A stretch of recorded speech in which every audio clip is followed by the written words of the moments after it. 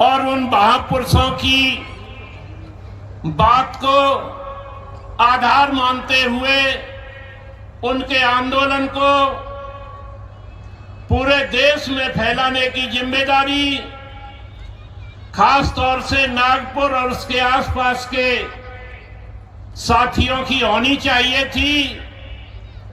स्थली ब्राह्मणों से खाली करवाएंगे, बुद्ध ज्ञान स्थली ब्राह्मणों से खाली करवाएंगे।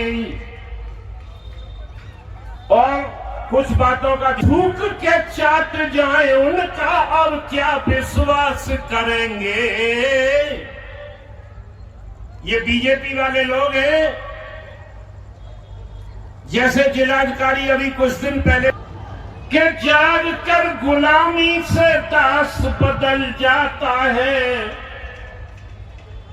देखते देखते विश्वास बदल जाता है।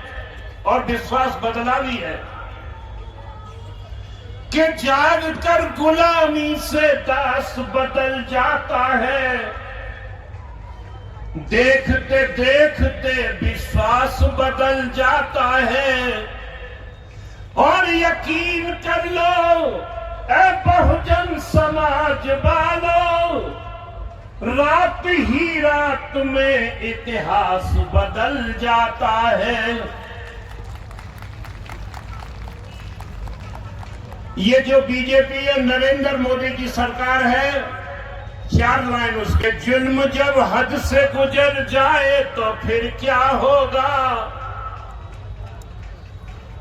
क्या जुल्म जब हद से गुजर जाए तो फिर क्या होगा। सब्र का पैर फिसल जाए तो फिर क्या होगा। तीर तरकस से निकल जाए तो फिर क्या होगा। अरे मूल निवासियों पर गोली चलाने वालों, हम भी अपनी पे आ जाएं तो फिर क्या होगा। और हमें अपनी पे आना भी है। से अंधकार में और नया प्रकाश करेंगे, ये हमारा लक्ष्य है। क्या बुद्ध मार्ग से और अंधकार में नया प्रकाश करेंगे। और ये नागवंश के लोग शुरू एक नव इतिहास करेंगे। नागवंश के लोग शुरू एक नव इतिहास करेंगे। और तीसरी लाइन में क्या है कि बाबा के सपनों का प्रबुद्ध भारत हमें बनाना है। ये हमारा टारगेट है कि बाबा के सपनों का प्रबुद्ध भारत हमें बनाना है। और बुद्ध विरासत मौर्य बन। तब तक ये लड़ाई हम लड़ते रहेंगे और तुमको खाली करा कर ही रहेंगे और तब तक हम दम नहीं देंगे। इसीलिए इस तरह आज जैसे आप जमा हुए ना यहाँ पर, पूरे आंबेडकरवादी आपका तहे दिल से मन से शुक्रिया अदा। आंदोलन करना, संघर्ष करना ये कोई नई बात नहीं है। महाराष्ट्र में हमने बहुत सारे आंदोलन किए हुए हैं। महाराष्ट्र के बुल्ढाना व्यक्त करने के लिए यहाँ आमंत्रित करती हूँ।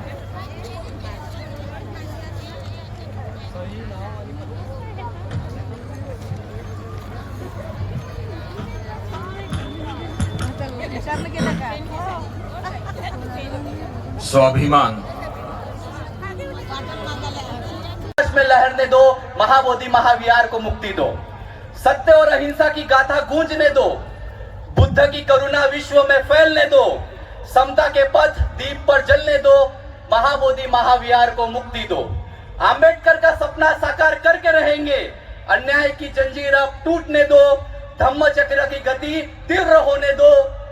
आप सबको एक साथ बोलना है, महाबोधि महाविहार को, महाबोधि महाविहार को, महाबोधि महाविहार को।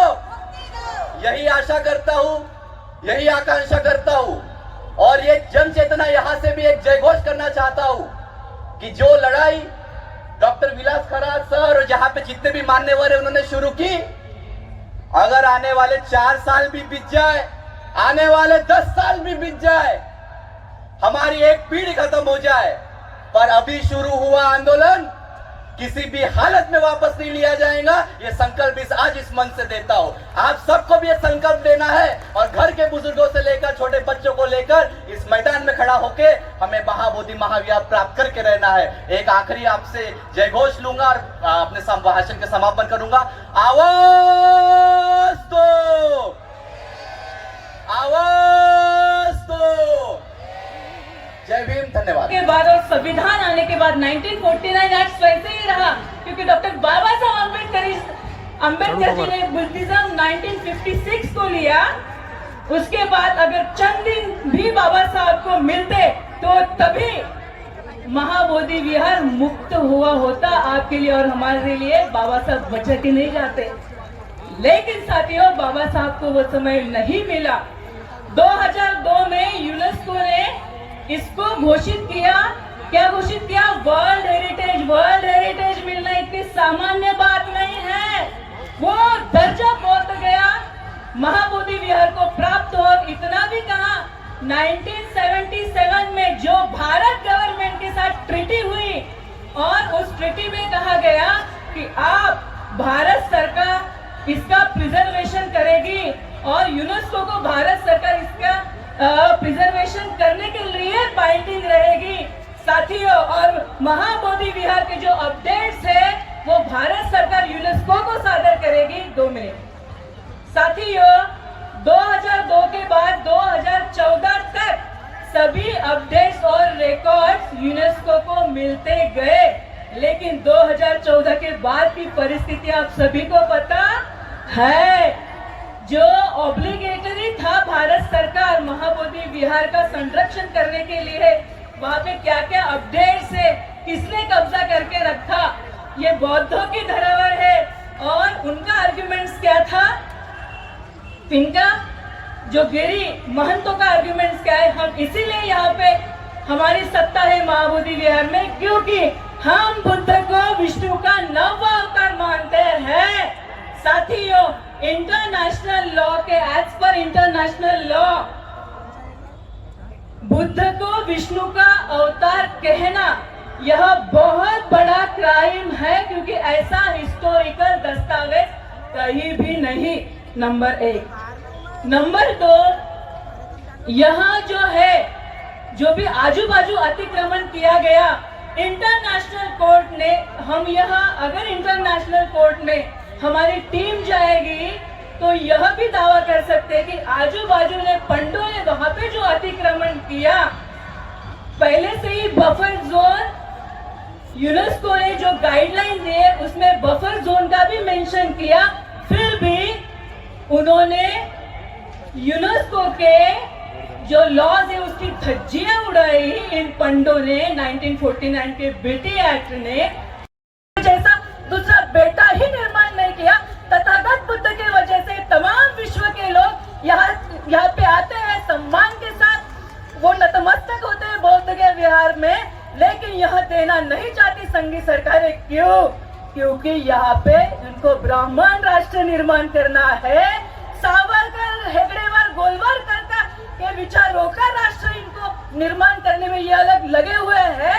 आरएसएस को 100 साल पूरे हो चुके हैं और इनका यह सपना है, लेकिन साथियों हमें लड़ना होगा। हम यहाँ पे अपनी विरासत हम लोग लेके रहेंगे। यह बुद्ध, फूले, शाहू, डॉक्टर बाबा साहब अम्बेडकर, पेरियार जी का देश है और 1949 एक्ट हम रद्द तो करवाएंगे, क्योंकि यह लड़ाई आर्या पार की है। हम लड़ेंगे और जीतेंगे भी। हमें तो मरना वैसे ही है। एक कवि ने बहुत खूब कहा है कि मैंने कब्रिस्तान में ऐसे भी लोगों के कब्र देखे हैं जिन्होंने इसीलिए संघर्ष नहीं किया कि ताकि वो मारे न जाए। तो साथियों, मरना।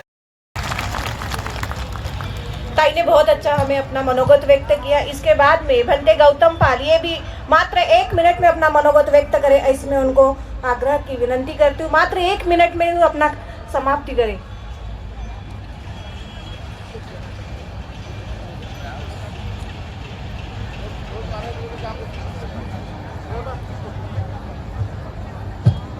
नमो तस्स भगवते। और उसी सद्धम्म को पिछले 2600 सालों से उस सद्धम्म का रक्षा करते हुए उसका प्रचार और प्रसार करने वाला पूजनीय भिक्षु संघ, श्रावक संघ प्रथमता, इन तीनों महान ग्रंथों को त्रिवार अभिवादन करता हूँ। और जिनकी वजह से हमें यह सुख सुविधाएं मिली, अच्छा जीवन मिला,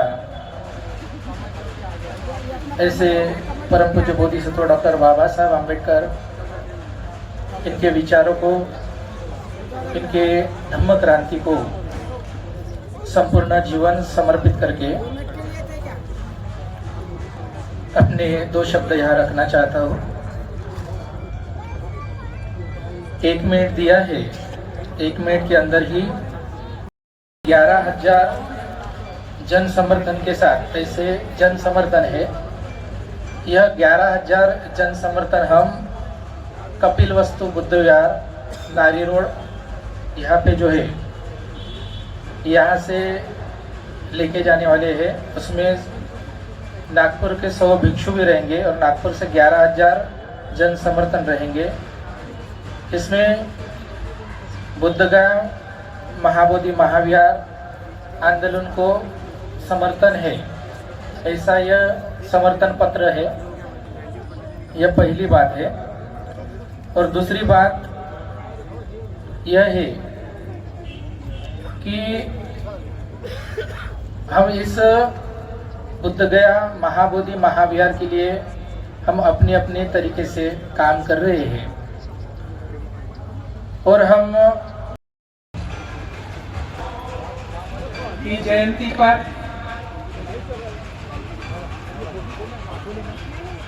बोधगया महाबोधि महाविहार मुक्ति आंदोलन संघर्ष समिति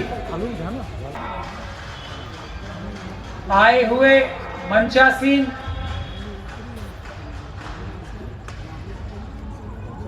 सभी अंबेडकरवादियों को, सभी सम्राट अशोक के वंशजों को,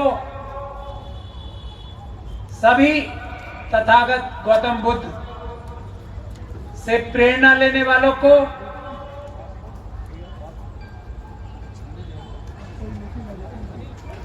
सतीश दास साहब को और इन सभी लोगों से जो मंचासीन हैं, उनसे भी ज्यादा आदरणीय मंच के सामने बैठे हुए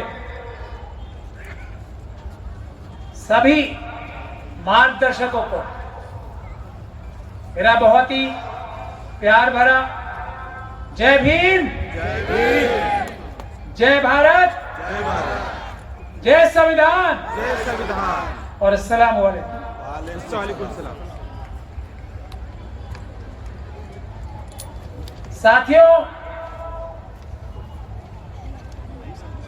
किए तो मैं जिस भी जगह जाता हूं तो अपनी रिपोर्ट कार्ड, क्योंकि मैं अपने आप को एक ईमान वाला अम्बेडकरवादी मानता हूं, तो एक रिपोर्ट कार्ड भी, और क्योंकि बाबा साहब डॉक्टर भीमराव अंबेडकर के संविधान से एक एडवोकेट के रूप में मैं भी शक्ति प्राप्त करता हूं, तो मैं भी जनता का नौकर हूं। तो एक नौकर का फर्ज होता है कि वो अपने मालिकों से, जो बाबा साहब डॉक्टर भीमराव अंबेडकर ने हमारे मालिक बनाए हैं, आम जनता से अपनी रिपोर्ट का कार्ड उनके सामने प्रस्तुत करे। तो मैं अपने पिछले कुछ दिनों की रिपोर्ट कार्ड के 2 महत्वपूर्ण फैसले आपके सामने पेश करना चाहता हूं। ईवीएम की लड़ाई के बारे में तो आप सब लोग जानते ही हो।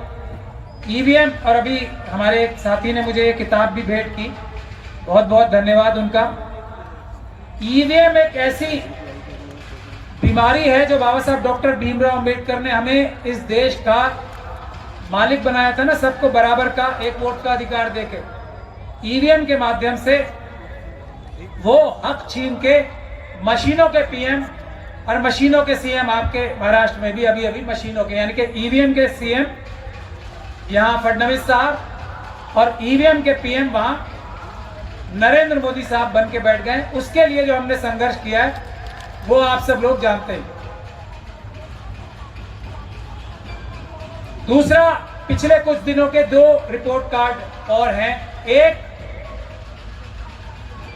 आप सभी लोगों को पता होगा आईआईटी दिल्ली में 2 शेड्यूल कास्ट कम्युनिटी के बहुत ही होनहार बच्चों का मर्डर हुआ था। पुलिस ने तो एफआईआर करनी ही क्यों है, मनुवादी व्यवस्था है तो क्यों एफआईआर करनी है। मैं खुद पुलिस स्टेशन गया तब भी एफआईआर नहीं की। हाईकोर्ट गए, हाईकोर्ट ने भी एफआईआर मना कर दी। 1 महीने के 2 महीने के अंदर अंदर 2 होनहार बच्चे मार दिए गए आईआईटी दिल्ली में। सुप्रीम कोर्ट हम गए तो वहां से एफआईआर के ऑर्डर हुए दोनों बच्चों की हत्याओं के। आईआईटी दिल्ली के जो डायरेक्टर्स हैं उनके खिलाफ, ना सिर्फ इन 2 बच्चों के बल्कि पूरे देश में यह भी तय हुआ है कि जैसे जैसे जहां जहां आत्महत्याएं हुई हैं उनके खिलाफ भी एफआईआर दर्ज करने का आदेश ये हुआ है। अब किसी भी जगह हमारे देश में हमारे छात्र जो कि 13,000 से ज्यादा पिछले साल जिन्होंने सुसाइड किए, किसानों से भी ज्यादा, उनके खिलाफ जहां जहां भी आप लोगों को कुछ पता लगे तो आप कोशिश कीजिए उनके खिलाफ, अगर आत्महत्या का भी मामला है तो भी एफआईआर दर्ज कराने की कोशिश करें। ये रिपोर्ट नंबर 1। रिपोर्ट नंबर 2, एक कपिल मिश्रा साहब थे दिल्ली के, जब दंगे हुए थे तो हमने वादा किया था कि जो जो आरएसएस और बीजेपी के लोग, मनुवादी लोग इन दंगों के लिए जिम्मेदार हैं उनको हम जेल भिजवाने का काम करेंगे। तो कपिल मिश्रा जी जो आज दिल्ली के लॉ मिनिस्टर बने हैं ताजा, उनके खिलाफ भी हमने एफआईआर के ऑर्डर कराए हैं न्यायालय से। तो 2 मेरे रिपोर्ट कार्ड थे। रिपोर्ट कार्ड बताने की एक वजह और भी है। हम लोग ईमान वाले अंबेडकरवादी वकील हैं, हम केस जीतने के लिए लड़ते हैं, पूरी ताकत से लड़ते हैं। इसीलिए शायद ऊपर वाले ने हमारा सक्सेस रेट भी, खास तौर पे जो हम सामाजिक कार्य करते हैं, 100% रखा है आज तक का। मेरा रिपोर्ट कार्ड बताने का, अपना आपसे संवाद शुरू करने से कि पहले ये बताने का बहुत जरूरी मैंने समझा, इसलिए मैंने बताया। तो जो लड़ाई कानूनी चल रही है माननीय उच्चतम न्यायालय में, आप लोग हौसला रखें। वो लड़ाई हम 100% जीतेंगे, हारने का सवाल ही नहीं उठता।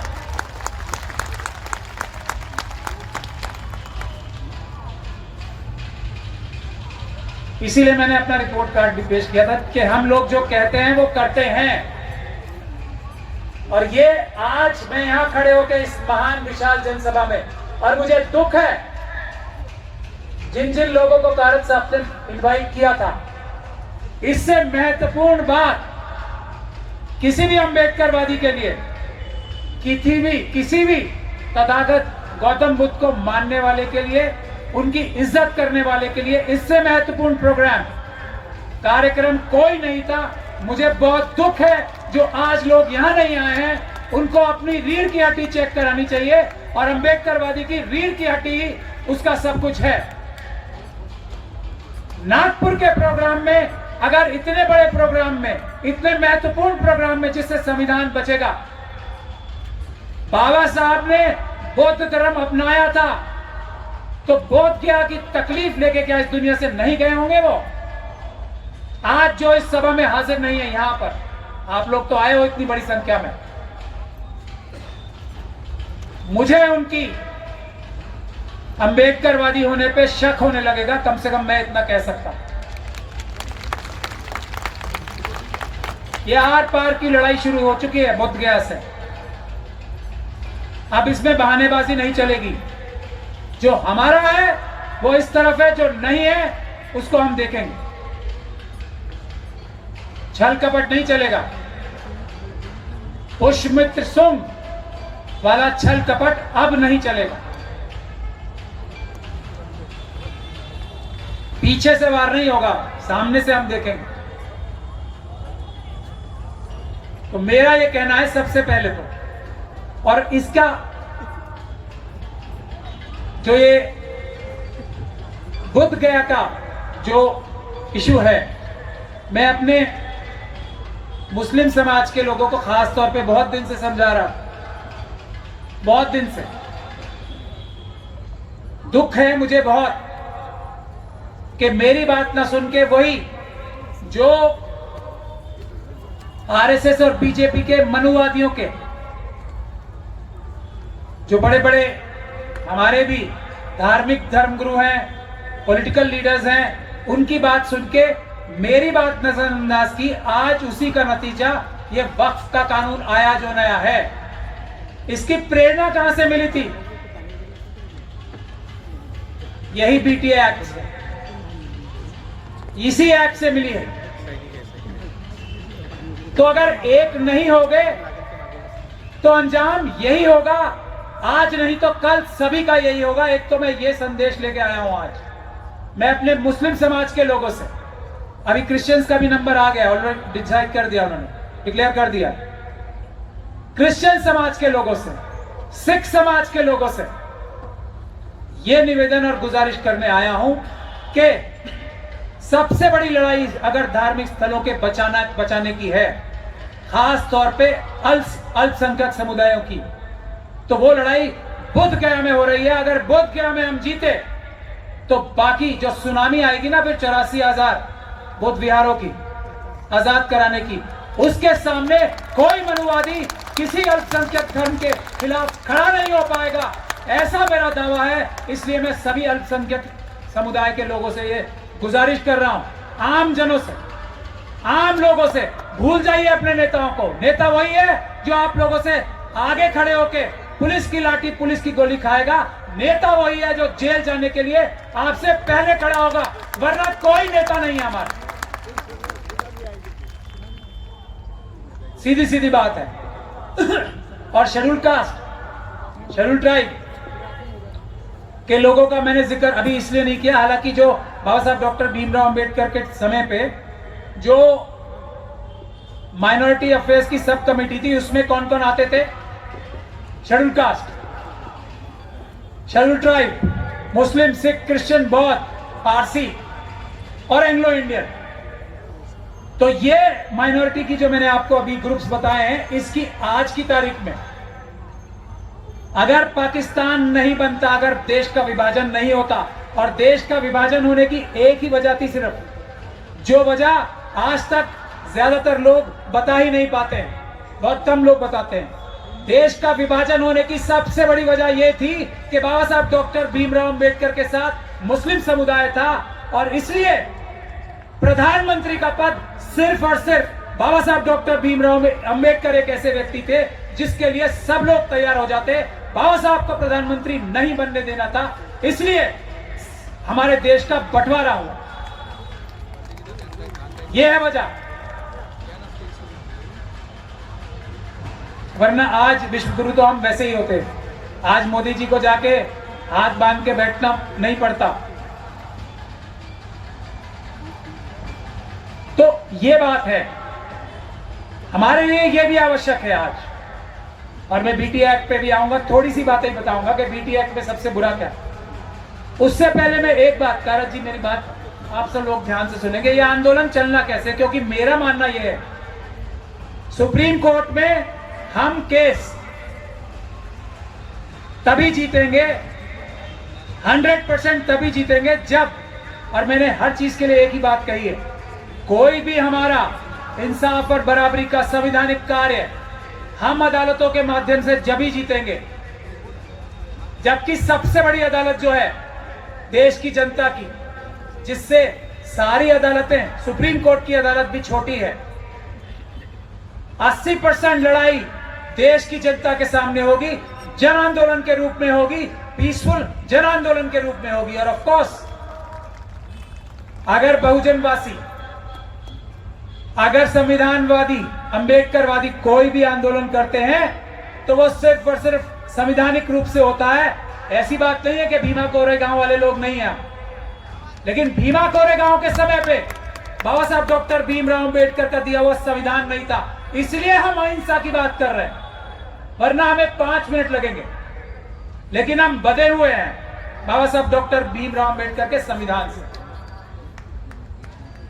इसीलिए बावजूद इसके कि हमारे पास शक्ति है, आज हम संवैधानिक रूप से, पीसफुल रूप से काम करेंगे।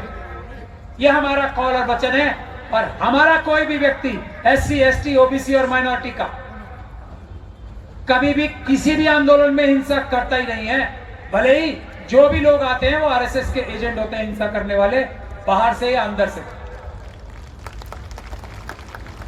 और अगर इस दौरान, इस आंदोलन के दौरान जो भी आपके ऊपर गैर संवैधानिक कानूनी कार्रवाई होगी और हमारे कुछ मुस्लिम समाज के भाइयों के खिलाफ, यहां नागपुर में अभी इतना बड़ा संवैधानिक विरोधी कार्य यहां की प्रशासन और पुलिस के लोग, भ्रष्ट अधिकारी कर रहे हैं कि मुस्लिम जो मासूम है वो भी वही हैं, हमले भी मुस्लिम समाज के ऊपर हुए और मुकदमे भी उन्हीं के ऊपर कर दी। तो जैसे कपिल मिश्रा के खिलाफ FIR हुई है ना अभी, उसके साथ बहुत सारे पुलिस अधिकारियों के लिए, DCP सूर्या साहब के ऊपर भी जो साथ खड़े देखे थे ना आप सब लोगों ने, एक DCP साहब कपिल मिश्रा जी के खिलाफ साथ वो बकवास करते हुए, उनके खिलाफ भी FIR हुई है।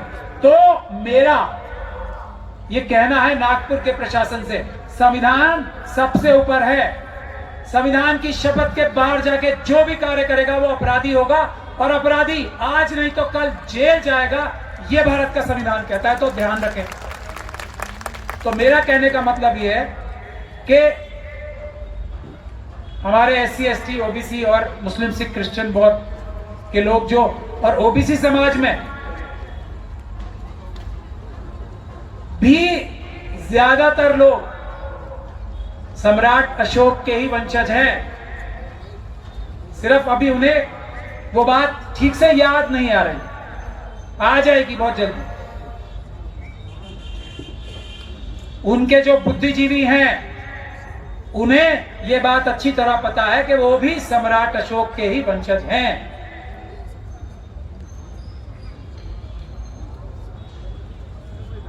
तो मेरा यह कहना है कि आप लोगों के खिलाफ जो भी झूठे मुकदमे होंगे, कानूनी कार्रवाई होगी, उसके लिए वकीलों की टीम, यहां स्मिता जी भी बैठी हैं और बाकी वकील भी बैठे हैं, हम दिन रात एक करके आपको संविधान का कवच पहना के रखेंगे। तो आंदोलन से बिल्कुल भी पीछे नहीं हटना है। आंदोलन तो होना ही है, सबसे बड़ा आंदोलन होना ही है। और यह आंदोलन शेड्यूल कास्ट कम्युनिटी के साथ मिलकर होना है। और उसकी भी एक वजह है, मैं बड़ी वजह बता दूं आपको। बुद्ध समाज के जो सेंसस है ना, अगर असली संख्या सामने आ जाए तो यह संख्या उस संख्या से मेरे ख्याल से इतनी ज्यादा होगी कि मनुवादी मानसिकता को फिर नींद ही आनी खत्म हो जाएगी। अभी तो नजर नहीं आता है कितने लोग बुद्ध समाज को मानने वाले, हमारे बुद्धिज्म को मानने वाले हमारे देश में। तो एक तो अभी कोई संख्या की बात कर रहा था कम, तो मैं ये निवेदन करना चाहता हूं कि जो संख्या आपकी है, जो सेंसस में नजर आती है, उससे आप सब लोग बड़ी अच्छी तरीके से जानते हो, ईमानदारी से सेंसस होगा और होगा, इस बार हम इंश्योर करेंगे। तो बुद्ध समाज की जो जनसंख्या है वो उससे कहीं ज्यादा है। और आप लोगों को यह समझना चाहिए कि चाहे इस्लाम धर्म हो,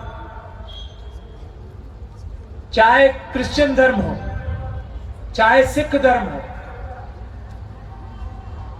चाहे हमारे जितने भी महापुरुष गुजरे हैं, और इस्लाम धर्म में तो यह साफ लिखा हुआ है कि प्रॉफेट मोहम्मद से भी पहले दूसरे भी महापुरुष आए हैं। और निश्चित रूप से तथागत गौतम बुद्ध प्रॉफेट मोहम्मद से पहले आए थे। तो हम सब लोग तो जो सोशल मैसेज ये सब लोग लेके आए थे, कबीर दास साहब हो, रायदास साहब हो, रविदास साहब हो, गुरु नानक देव हो, इन सब का वो एक ही सोशल मैसेज जो बाबा साहब डॉक्टर भीमराव अंबेडकर ने हमारे संविधान के प्रीएम्बल में ही लिखा हुआ है। इंसाफ, बराबरी, इज्जत, बंधुता सबके लिए। हम सभी उस तरीके से तथागत गौतम बुद्ध के प्रशंसक हैं, उनके मानने वाले हैं। ये बात हम सब हैं आपके साथ, और ये लड़ाई सबकी है। इस वजह से भी, और दूसरी वजह उसकी ये है कि ये मुसीबत जो हम सब लोगों ने गलती की ना, बुद्ध समाज का साथ नहीं दिया, बौद्ध गया में इतना बड़ा अत्याचार अनाचार होता रहा संविधान आने के बावजूद भी, और हम सब लोग तमाशा देखते रहे। मुस्लिम भी, क्रिश्चियन भी, सिख भी, बौद्ध भी।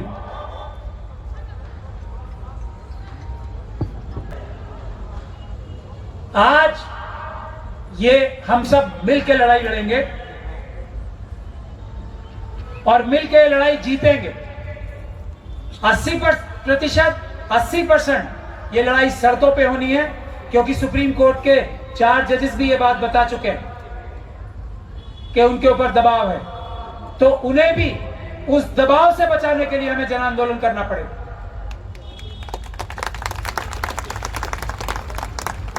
अभी भंते सुमित्र ने तो हमें अप्रोच किया है सुप्रीम कोर्ट में जाने के लिए, कुछ और लोग भी अप्रोच कर रहे हैं। हम बहुत ही मजबूत पिटीशन बनाएंगे पूरे तथ्यात्मक रूप से, क्योंकि मेहनत करके जाना पड़ता है हमारे लोगों को। मेहनत किए बगैर आधी कच्ची आधी पक्की पिटीशंस लेके जाएंगे तो उससे नुकसान ही होगा। तो हम पूरी ताकत लगा के बेस्ट पिटीशंस बना के, जो सुप्रीम कोर्ट में पिटीशन चल रही है उसमें इंटरवेंशन डाल रहे हैं। ये मैं आपकी जानकारी के लिए बता रहा हूं, और आप सब लोग आंदोलन के लिए तैयार हो जाओ। एक खुशखबरी और है आंदोलन के विषय में ही, कि हमारे देश के आज के माइनॉरिटी अफेयर्स मिनिस्टर, जो वक्फ का कानून बहुत लंबे समय तक लंबे भाषण देके देश के सामने प्रस्तुत कर रहे थे संविधान के विरुद्ध जाकर, उनका नाम है किरण, आप ही नहीं मुझे मालूम है, मैं कह रहा हूं उससे पहले सामने से यार, किरण रिजिजू साहब, जो किस धर्म के मानने वाले हैं ये बात शायद आपको नहीं पता होगी, वो बुद्ध धर्म के मानने वाले हैं।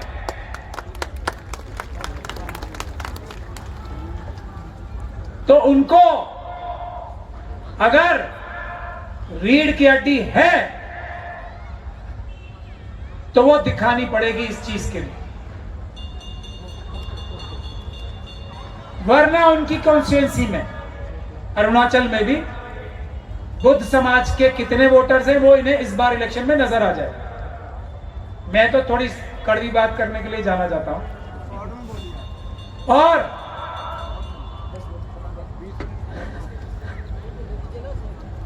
और अब हम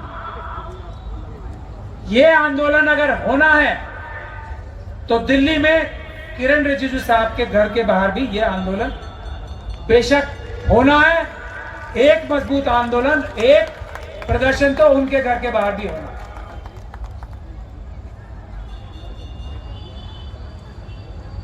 मुझे अभी जाना भी है जल्दी, मेरी फ्लाइट का भी समय है।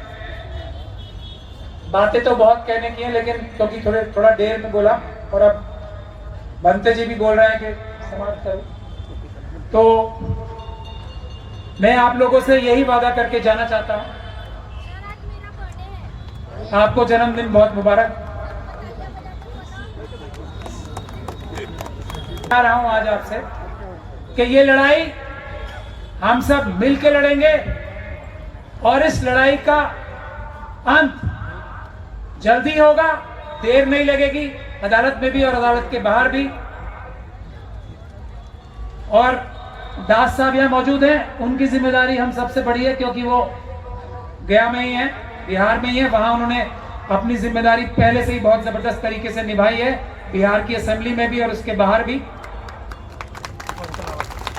तो इनकी लीडरशिप में हम लोग लड़ेंगे, करात साहब की लीडरशिप में लड़ेंगे, अदालत में भी लड़ेंगे, पूरी ताकत पूरी जान लगा के लड़ेंगे। यही वादा करके मैं आप सभी लोगों से इजाजत लेता हूं। जय भीम, जय भारत, जय संविधान।